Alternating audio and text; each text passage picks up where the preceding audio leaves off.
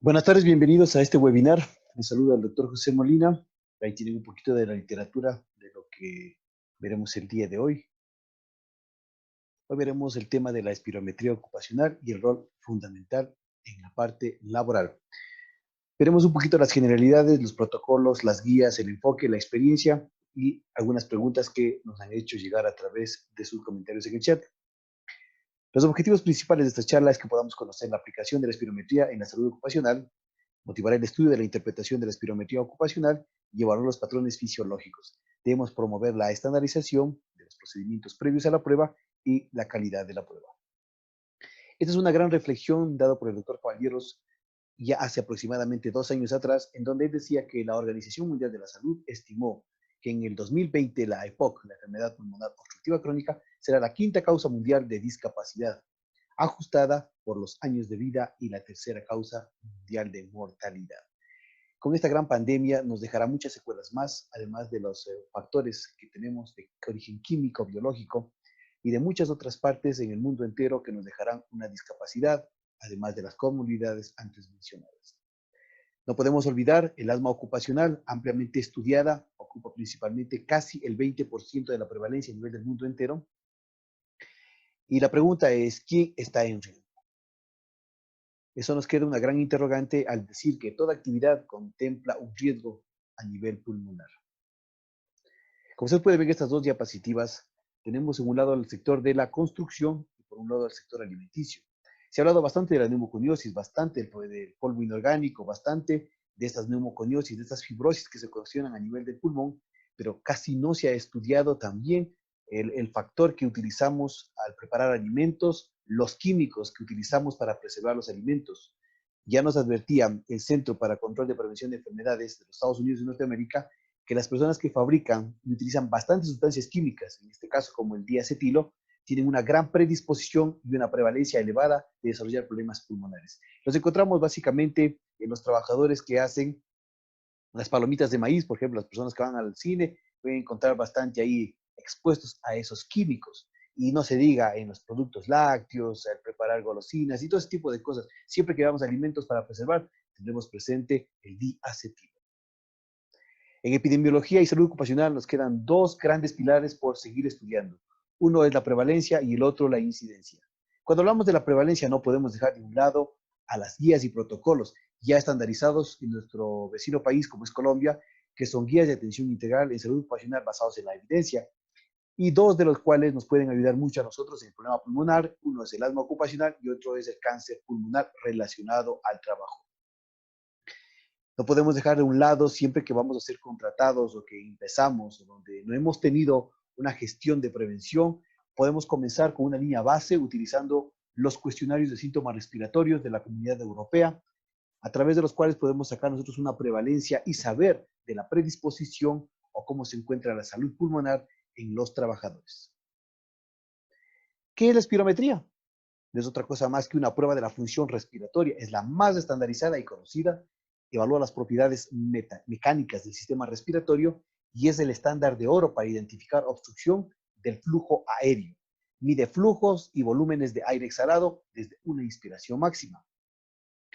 Este pequeño gráfico nos permite ver el eje de las X y el eje de las Y, donde podemos mantener el tiempo y el volumen. Lo explicaré un poquito más adelante para que puedan comprender en dónde vamos a medir. En este video, ustedes lo pueden encontrar en YouTube y pueden ampliar un poquito más sobre la capacidad vital pulmonar forzada y podemos tener los volúmenes. Entonces tenemos representado en 4 colores, donde tenemos el color celeste, que es el volumen de reserva inspiratoria, tenemos el volumen de aire corriente, el volumen de reserva expiratoria y tenemos el volumen residual. Si nosotros estamos ahora prestando atención a esta clase, lo único que vamos a tener es un volumen corriente. ¿Qué significa? Que entra y sale el oxígeno y eso se va graficando de esta manera. Cuando nosotros tenemos una inspiración forzada, es decir, entra aire, se ve esta elevación. Y cuando nosotros sacamos, se ve este gráfico. Normalmente nosotros tenemos un valor de 500 ml sin necesidad de hacer un esfuerzo. Cuando nosotros hacemos un esfuerzo y metemos aire hacia nuestros pulmones, podemos meter hasta 3100 ml. Si nosotros queremos evaluar la capacidad vital forzada o inspiratoria, nosotros tendremos una suma de 3.100 más los 500, 3.600. Eso es lo que podemos hacer. Pero si queremos añadirle a eso la capacidad vital, significa que tanto a la inspiración y a la expiración, que es todo lo que podemos sacar mediante una respiración forzada, es de 1.200, es la cantidad que sale. Entonces, sería una capacidad vital total de 4.800. No puede salir lo que permanece, que son alrededor de 1.200, que también se lo conoce como el espacio muerto, también en la parte del volumen residual, se encuentra en este espacio muerto y es algo que no puede salir. Y esto está evaluado más o menos en 1.200 ml. Lo que nosotros miraremos con la espirometría y podemos nosotros identificar será básicamente lo que es el volumen corriente y veremos la capacidad inspiratoria y en algunos casos podríamos también ver la capacidad residual expiratoria, pero nos conformaremos con hacer la capacidad vital. Nosotros para fines didácticos el día de hoy trabajaremos solamente en la parte de aquí y os paso a detallar. Esa espirometría forzada no es otra cosa más que la exploración de dos corrientes bien grandes. Una es el volumen y otra es la velocidad. Lo que nosotros queremos ver es el volumen de mayor esfuerzo durante 6 segundos. Se ha estandarizado muchísimo sobre la espirometría y es un examen de tamiz o de primer nivel en atención primaria para buscar lo que es enfermedad pulmonar obstructiva crónica y el asma ocupacional. En este gráfico que podemos ver tenemos dos a la derecha y una a la izquierda, uno a la derecha y uno a la izquierda, donde nos tenemos un gráfico de tipo A y de tipo B. El gráfico de tipo A nos permite a nosotros mirar en la parte de abajo, en el eje de las X, el tiempo, que lo miramos en segundos. Habíamos dicho que tiene que ser durante 6 segundos. Y por otro lado tenemos el volumen, que habíamos dicho, si recuerdan ustedes, que lo máximo que podemos sacar es 3.6. Adicional a eso le podemos adicionar los 500 y quedaremos con unos 3.600, que es más o menos, ¿no? Algunas personas pueden sacar incluso un poquito más, ¿no? Como ustedes pueden ver, tenemos aquí los 3, 3 y 3.5 y 3.6. Y hacemos la línea aquí. Entonces, la cantidad de aire que sale durante el primer segundo se lo conoce como el volumen expiratorio máximo en el primer segundo. Luego alcanza el pico máximo y luego se mantiene hasta llegar durante los 6 segundos, que es la capacidad vital forzada. Si ustedes pueden memorizar este gráfico, es lo mismo que les diría si lo vemos en la parte de acá, que es el volumen más una inspiración forzada y más la expiración que ha salido. Sin más detalles, ustedes van a ver durante el gráfico de la espirometría que es esto lo que se va a graficar. Es decir, tenemos un pico y luego la caída durante los 6 segundos, que es la salida completa. Normalmente nosotros, es importantísimo que podamos entender que el FBC que se marca ahí con las siglas en inglés es la capacidad vital forzada. Y el otro indicador que debemos ver, como les había indicado en el gráfico anterior, es la capacidad vital durante el primer segundo. Si nosotros hacemos una relación directamente proporcional, es decir, dividimos la capacidad total entre la capacidad vital en el primer segundo dividido para la capacidad vital forzada, la división de estos dos lo multiplicamos por 100, tenemos la relación en porcentaje. Cuando nosotros queremos mirar estos dos patrones, que serán los que siempre escucharán ustedes en medicina y un poquito de salud ocupacional, tiene que ver con lo que es la obstrucción y la restricción. La obstrucción no es otra cosa más que la velocidad del aire. El aire que sale más despacio de lo que debería salir. Ahí hablamos de una obstrucción. Si nosotros hablamos de restricción, estamos hablando del volumen de aire. Sale menos cantidad de lo que debería salir. Con estas dos reflexiones, ustedes pueden llegar a saber si lo que ustedes tienen es un patrón de origen obstructivo o de origen restrictivo. Por ejemplo, una persona que tiene asma se verá claramente un patrón de tipo obstructivo. Mientras tanto que, por ejemplo, una enfermedad o una secuela dejada por una fibrosis o un caso, por ejemplo, de una reacción inflamatoria crónica, como tenemos en el caso de la tuberculosis, podríamos encontrar nosotros un patrón de origen restrictivo. Ahora, os surge una gran pregunta. ¿Es posible encontrar un patrón mixto? Sí. Hay algunos donde encontraremos tanto patrón obstructivo como patrón restrictivo. Prestemos mucha atención a estos valores que os va a ayudar a saber cómo saber si lo que tienen es un patrón obstructivo o un patrón restrictivo. Cuando ustedes reciben una espirometría, van a ver valores. Entonces, en la interpretación de la espirometría, a nosotros nos interesa saber es si está bien realizada la espirometría, si tiene obstrucción o tiene restricción y el nivel, si es que es leve, moderada o severa. Ustedes pueden ver aquí una cantidad de números y una cantidad de gráficos. Y ustedes pueden ver que lo que nosotros necesitamos interpretar son gráficos y números. Voy a pasar a explicar uno por uno. Cuando vemos los gráficos, nosotros tenemos que muchos de los espirómetros nos da un patrón. Significa que mediante nuestra edad, nuestra talla y nuestro peso, e incluso las condiciones geográficas, étnicas, nos permiten tener patrones para estandarizar y compararnos. Por este lado podemos ver nosotros que la línea verde es el patrón que normalmente debería sacar este paciente para su edad, para su talla y para su peso. Sin embargo, como vemos en la línea de color amarillo, no saca lo que debería sacar. Entonces ya nos llama la atención. Entonces nosotros podemos mirar el patrón que está siguiendo este paciente. También es importante que ustedes puedan ver que tenemos valores observados en el paciente, como en este caso son los que hemos obtenido, o sea, es decir, realizamos el examen y esos son los valores que hemos obtenido. Pero también tenemos valores de referencia. ¿Qué significa? Que nosotros tenemos muchas tablas estandarizadas, no nos podemos comparar con una comunidad anglosajona, nos podemos comparar con un país orientales o occidentales. Lo más cercano a nosotros son nuestros hermanos colombianos, también tenemos ya los chilenos, también nos han ayudado los hermanos mexicanos y con ellos podemos compararnos. Ellos tienen sus baremos, tienen sus estandarizaciones para poder tener sus valores de referencia. Volviendo al tema, nosotros tenemos aquí el parámetro de los pacientes obtenidos y como ustedes pueden ver aquí, la FBC, que era la capacidad vital forzada, total. En este caso vemos un paciente que ha obtenido 2.93. Seguimos viendo la parte de abajo y vemos que tenemos el volumen expiratorio forzado en el primer segundo de 2.7.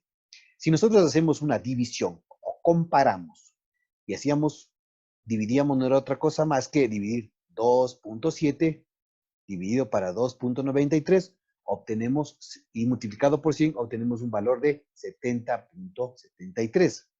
Este es el valor que nosotros obtenemos.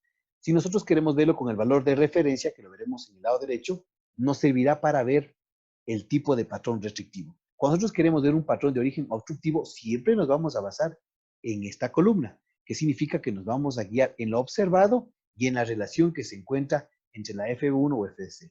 En mucha literatura ustedes encontrarán que esto se lo conoce como el índice de Tiffenau y que no es otra cosa más que la relación proporcional. En este gráfico que estamos viendo acá, perdón, en esta imagen que estamos viendo, tenemos que comparar lo que es los valores que hemos obtenido, que es 2.91 dividido para 3.83, y obtenemos un valor de 76. ¿Qué dice la literatura? La literatura nos dice que estos valores obtenidos, como la FBC, la FB1 y la relación del índice de Tiffenau multiplicado por 100, nos permite obtener un valor. Si nuestro valor es, en este caso que hemos obtenido aquí, 2.47 para 2.89, es de 85.5, ¿qué nos significa eso? Que no tiene un patrón obstructivo. Como vemos en la diapositiva, todo lo que tenga un valor por debajo de 70, nosotros estamos hablando que el paciente tiene un patrón obstructivo. Ahí lo podemos ver. Entonces, en este caso, por ejemplo, un paciente que tenga 85.5 no tiene un patrón obstructivo. Significa que esta espirometría está dentro de los patrones normales. Ahora, eso no significa que yo no voy a monitorear. Mucha de la audiencia nos preguntaba a nosotros la frecuencia con la que debemos realizar la espirometría.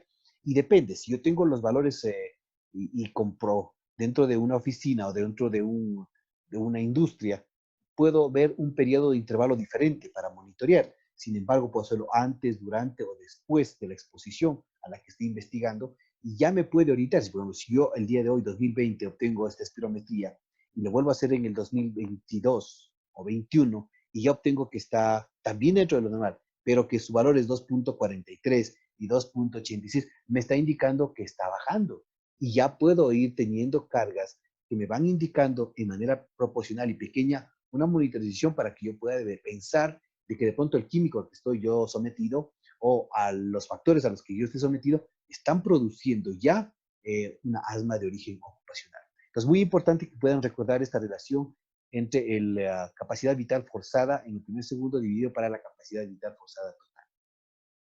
En este siguiente ejemplo que tenemos un valor obtenido por paciente, como tenemos aquí, por ejemplo, es el total, es 2.78 y La FB1 es de 2.05. Si hago la relación, tengo 73.50. Aparentemente, con la teoría que hemos visto, este paciente no tiene un cuadro obstructivo, es un paciente completamente normal. Pero mire, se encuentra casi muy cercano al valor de referencia o estándar. ¿Qué significa? Que tengo que monitorear. Este es un caso práctico, lo vamos a ver de manera muy rápida. Para hacer nosotros los casos prácticos necesitamos, como yo les había dicho, los valores teóricos, es decir, los valores de referencia. Es decir, hasta ahora he hablado del patrón obstructivo, me falta para saber en dónde miro el patrón de origen restrictivo. Y para eso yo les había dicho que tenemos tablas. Y nosotros vamos a comparar, si es que yo no tengo las tablas en este momento, puedo utilizar una regresión lógica matemática y están aquí, les dejo en esta tablita para que ustedes la puedan multiplicar.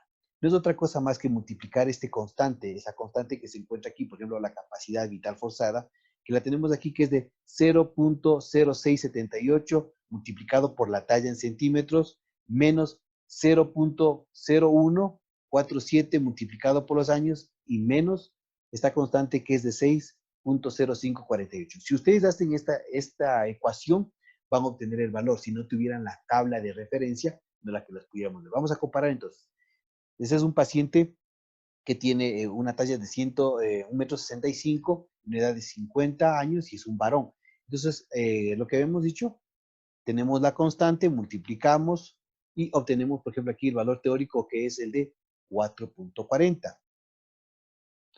Si nosotros podemos hacer esta relación, tenemos aquí ya el paciente, tenemos la edad que es 50 años, es un varón, mide 1,65 m.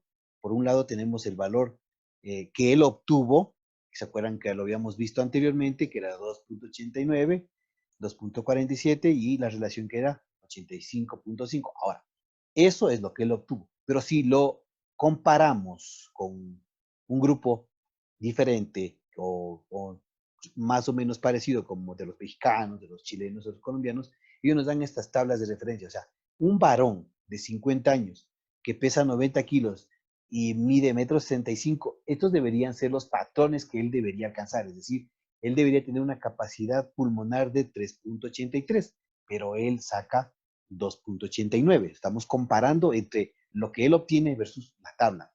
Normalmente él, para la edad, todo el sexo y todo, él debería tener 2,91, pero él tiene 2.47 en la vida real. Entonces, yo hago una relación, una regla de tres simple. ¿Qué es lo que hago? Nada más. Que este 3.83 representa el 100%.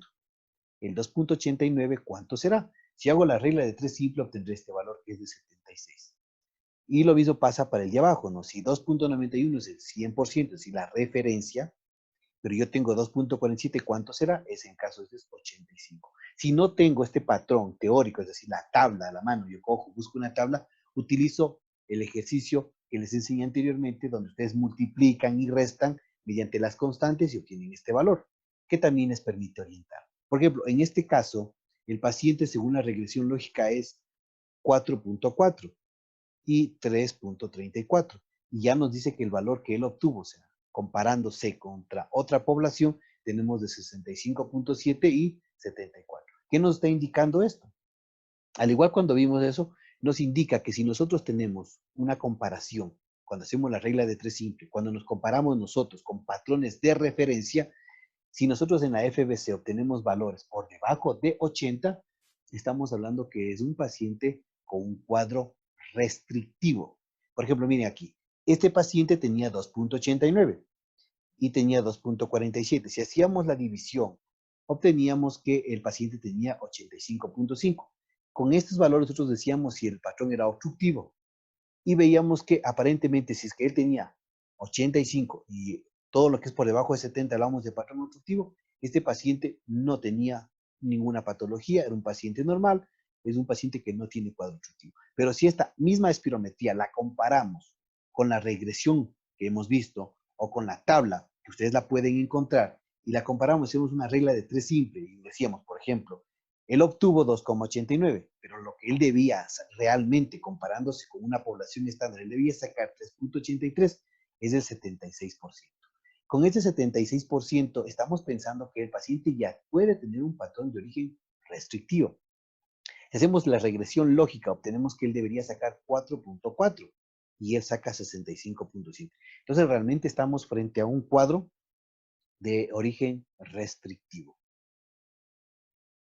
Ahora, con la FB en la capacidad vital forzada en el primer segundo, hacemos lo mismo que hemos aprendido anteriormente, que significa que comparamos con la tabla, pero si el valor se encuentra por debajo de 80 y entre 60, estamos hablando de que es leve.